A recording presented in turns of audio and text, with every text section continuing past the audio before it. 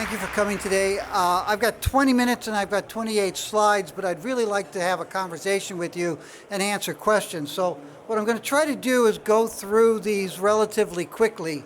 And quite frankly, I think a lot of the slides are kind of meaningless. First, who we are, CPM Group. We do commodities research, but we also advise companies on financial management, hedging strategies, raising money, prepaid forwards for capital financing purposes. And that gives us a leg into the market that desk analysts don't have. You'll hear a lot about the dollar being dead or dying. And you've heard that for decades. And it hasn't been true for decades. And it continues to not be true. The problem with the dollar dying is that for the dollar to die, the euro has to be very strong. And that means that investors would have to say the European economy, because that's where the other liquidity is, the European economy is somehow or other better than the United States. And that's not going to happen in the foreseeable future. So for a long time, what you'll see here is this. Now that's important to my theme, because what you've seen in the gold market is that there's a big transition. People who used to buy gold out of fear that the dollar was going to collapse, the treasury was going to collapse, the euro, the ECB, their local banks, fear that Hillary Clinton would make you use the same bathroom as the other sex, all kinds of fears. And people for years bought gold out of fear. And the fear trade is going away, but it's being replaced by people who are investing in gold for capital appreciation purposes, out of greed. They're saying, I think I can make money by investing in gold, not just keep money and save my wealth. And we're seeing this big shift here. So if you look at the data that you see in the market, you hear these stories. Coin sales are off 66%. And you say, my goodness, no one's buying gold coins. But then you also hear ETFs and futures and options are trading at record levels in the case of futures and options, and they're much higher than they were 2 or 3 years ago in the case of ETFs. And what you're seeing is a shift away from people buying gold based on fear to people buying gold based on greed and fear.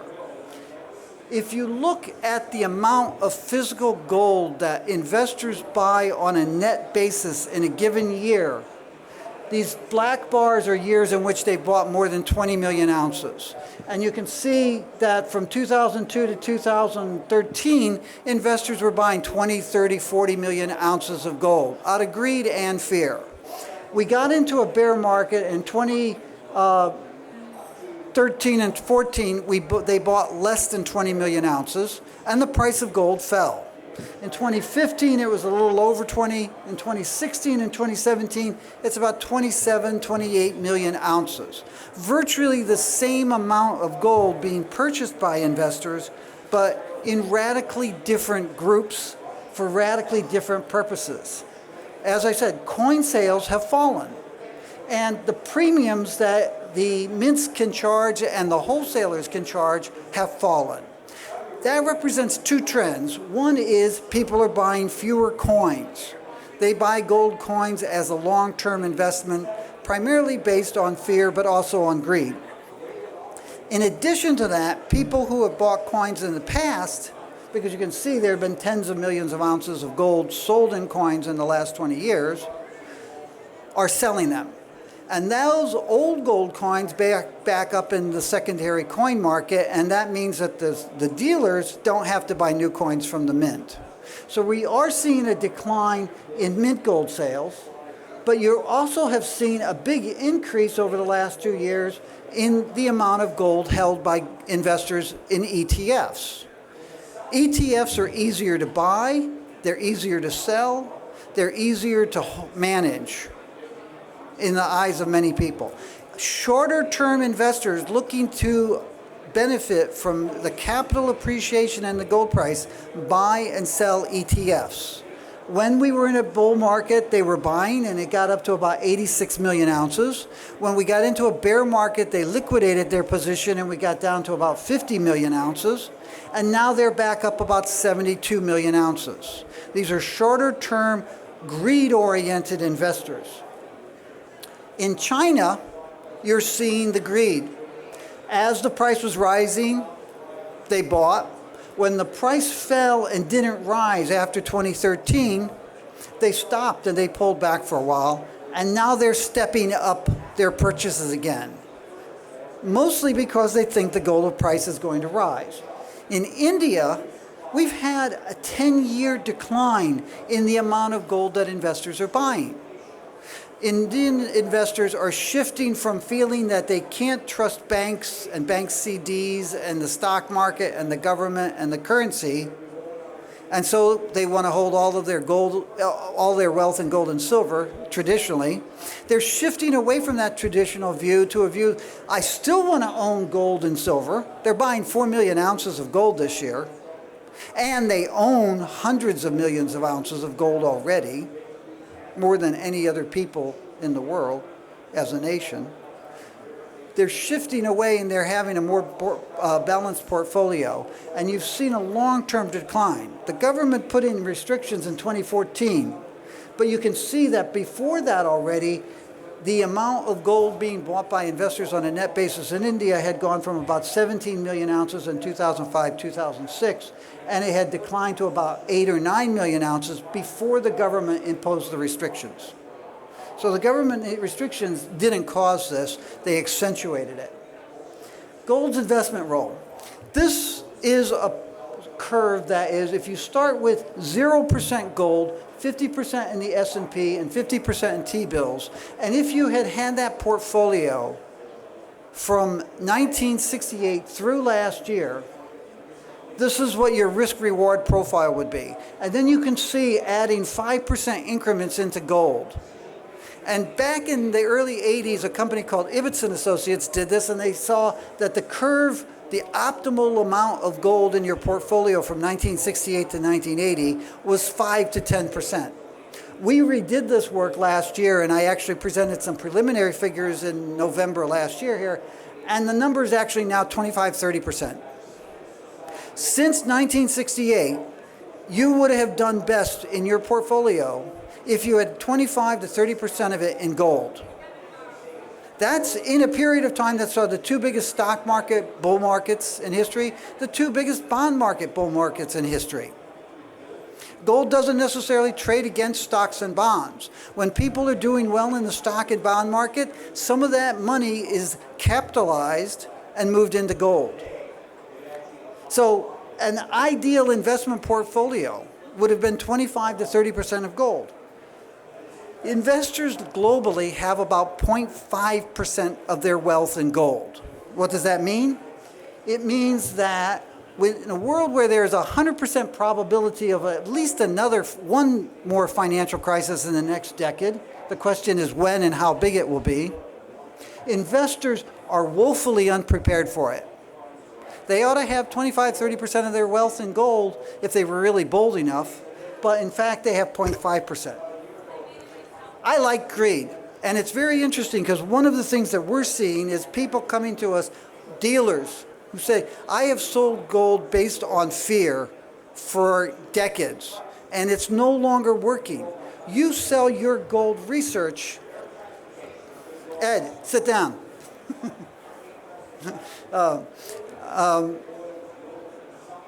We sell our research based on greed. Let's make money in gold. Let's say keep money in gold, but let's also make it. And greed, for want of a better term, is good. Again, the fear is dead or dying. People are saying, oh, the dollar didn't collapse, the treasury didn't collapse, the euro didn't collapse, the European central bank didn't collapse. There's been no hyperinflation. Deflation is a bigger risk than inflation in the world and in the United States today. Hillary's not making us use co-ed bathrooms. The problem will be that we won't have any public bathrooms because we won't have any money to fund them, but that's beside the point. The fear is going away. It's just not working anymore. Some dealers continue to tout the fear. I'm sure you're hearing people here with all kinds of cockamamie theories of crises and collapse. Others are trying to rebrand themselves on gold as something that you can make money in. It's ironic because probably the risks of financial problems are greater today than they have been at any time since World War II, including the period 2007-2009. But people don't necessarily react to reality. And what we're seeing is a lot of people who are saying, I have missed out on the biggest stock and bond market rallies in history because I had all my money in gold and I just can't afford to do it anymore. Our view is that you should think of gold as having several purposes. There should be a core of one's wealth in a catastrophic insurance policy, gold and silver, that you hold against big global problems and smaller personal crises. And you want to have a diversification of your wealth. You don't want all of your wealth denominated in a single currency. And if you have part of your portfolio denominated in gold and silver, you've diversified yourself and you've gotten away from that risk. I showed you the chart in China, Chinese gold investment demand. There are two themes across the entire investment market in China this year. One is, how can I legally and legitimately get as much money as possible out of China? And it has to be legal and legitimate because the government's being much more scrutinous. And how can I protect myself against the yuan? And that's one of the big reasons why you're seeing increased investment demand for gold in China today. Another portion of your portfolio should be much more of a shorter term investment. We always try to distinguish for investor clients between their wealth and their investment portfolio. An investment portfolio is a subset of their wealth. And you should have some gold in your wealth, and you should have some gold in your portfolio. And then you should have some shorter term stuff. This is our intermediate term projection since I took over the research department at J. Aron in 1980. We merged into Goldman in 81. We spun off of Goldman in 86 and set up CPM Group. From 1980 to 2000, 68% of the time we were telling people, don't buy gold, sell it. And from 2000 to 2012, we were saying, buy gold and hold it.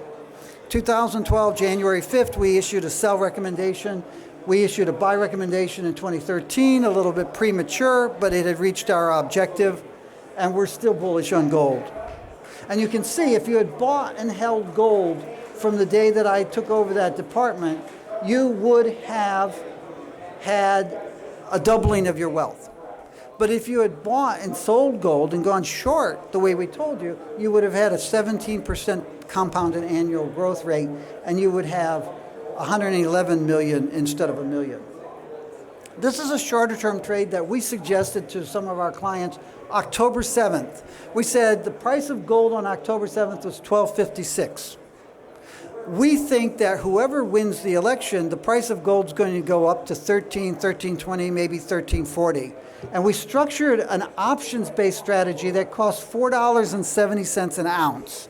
That was optimal if the price of gold got to $13.50. We watched election night when the price got up to $13.40, and we thought, do we call people at midnight and tell them to liquidate their positions? We waited until 8:30 the next morning, by which time the price of gold had fallen back to $13.03. And we told our investors to liquidate, or if we were managing a position, we liquidated it for them. They only made 125% in that position in 1 month because the price had fallen back down. You don't have to have a political event to have that happen. In April of this year, we were looking at the price of gold around $12.73, and we said, we think this thing's going down to about $12.20. So we did a put strategy instead of a call strategy. We had our investors put it on. It cost them $4.78. Within a month, the price got down to $12.21. They liquidated it, and they made 161%. That's investing in gold for greed. You can do it. Very quickly, silver. We think the price of silver is gearing itself up to reach the same high levels in a nominal annual average price that it reached in 2011, 2012. that nominal annual average price was $38 an ounce. We base that on our fundamental research of the silver market, our view of where the world is going to be, and very importantly, on the historical volatility of silver prices. I've been doing this since 1980. I've had 10-year projections for silver since the early 1980s. I have always underestimated how high silver prices will go when they pop up. I've always been able to say, at some point in this period, we expect silver prices to rise and rise sharply, but I've always underestimated how sharply they would rise because the silver market is so volatile. If I take that volatility factor, the standard deviation of average annual silver prices, out of my model, I have silver prices rising to $28.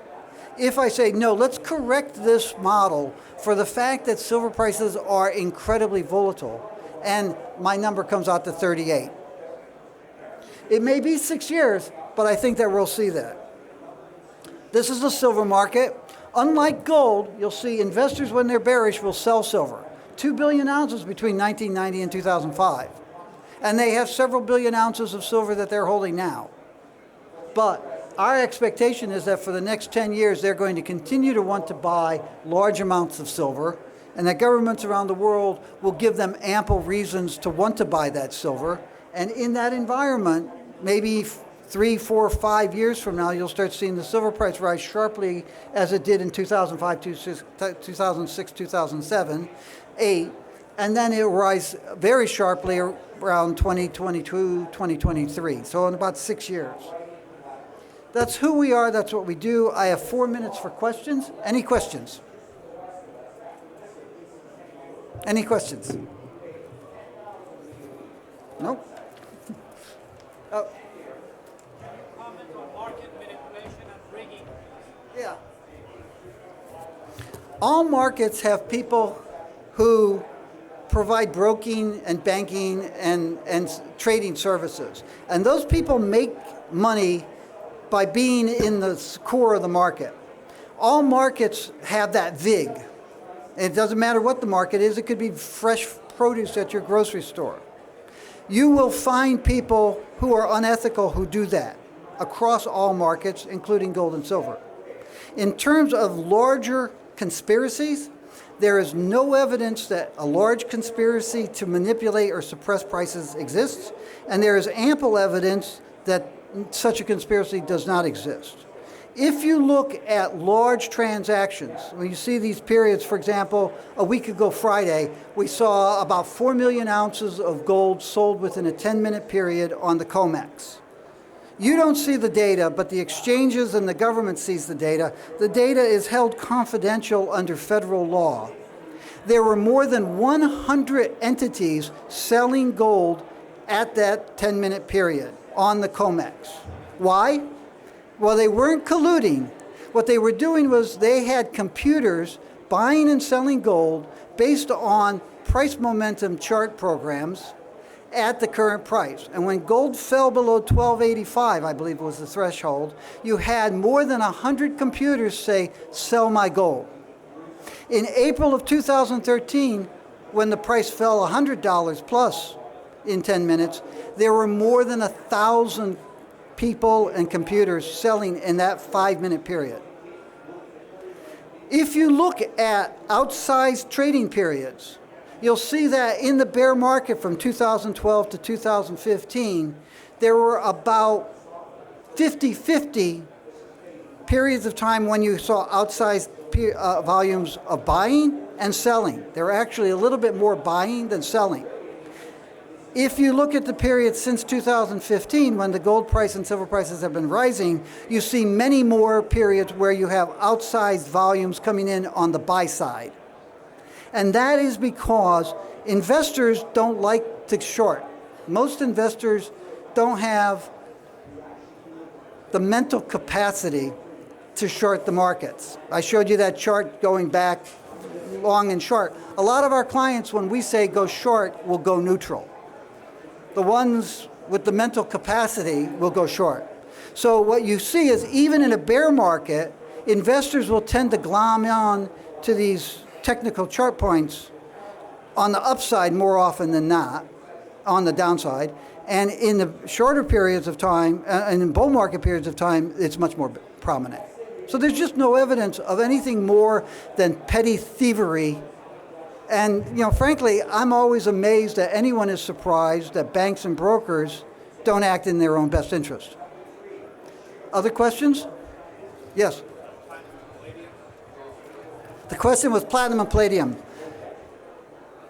I think from a long, long period of time, 33 years, we just came out with a study, platinum and palladium prices under 7 scenarios between now and 2050.